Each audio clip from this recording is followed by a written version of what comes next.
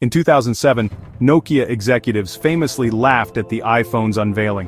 They saw Apple's new device as a toy, something that could never threaten their dominance. At the time, it seemed unthinkable that anyone could challenge Nokia's position at the top of the mobile world. Their confidence was sky high and the industry echoed their skepticism.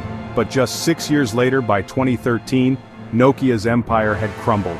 The once bustling factories were silent, offices emptied, and headlines announced the sale of their phone business. The fall was as dramatic as their rise. It's hard to overstate how much Nokia used to rule the world. Their headquarters was a symbol of innovation, and their logo was recognized on every continent.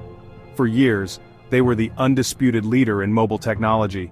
At their peak, Nokia was responsible for 40% of all phones sold worldwide. Walk into any electronics store, and you'd see shelves lined with their devices. People everywhere relied on their classic phones for daily life. Their phones were everywhere, simple, reliable, and built like tanks. You could drop a Nokia phone, pick it up, and it would still work. They became a cultural icon known for their durability and long battery life. While Nokia's executives were busy celebrating their success, the world of technology was shifting beneath their feet. The iPhone's arrival in 2007 wasn't just another product launch, it was a revolution. Suddenly the rules of the game changed overnight. Google saw the future and invited Nokia to join the Android revolution, but Nokia refused, determined to keep control over their own software. They believed their way was best, even as the industry moved in a new direction. But holding on too tightly to the past cost them everything. As Apple and Android devices evolved rapidly, Nokia's phones started to look and feel outdated. The world moved forward, but Nokia stayed stuck, unable to adapt. Their smartphones felt clunky, their software lagged behind, and their releases were always late. By 2014, the unthinkable happened. Nokia sold their entire phone business to Microsoft. The stores that once bustled with customers now stood empty. From being the king of the market, Nokia became almost forgotten, a relic of a different era, gathering dust in drawers and fading from memory. But here's the real lesson. Nokia didn't fail because their technology was bad.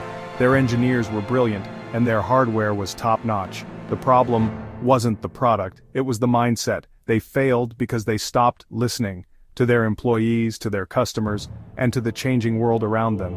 Innovation slowed, and feedback was ignored. The warning signs were there, but arrogance drowned them out. In the end, it wasn't the competition that took Nokia down, it was their own arrogance. In business, it's not enough to be ahead. You have to keep moving, keep adapting, and never underestimate the pace of change. Adapt or die. If you found this story valuable, hit like, subscribe, and stick around for more lessons from the business world. There's always something to learn from the past. Next up, a company that literally printed money only to lose it all with one critical mistake. Don't miss it.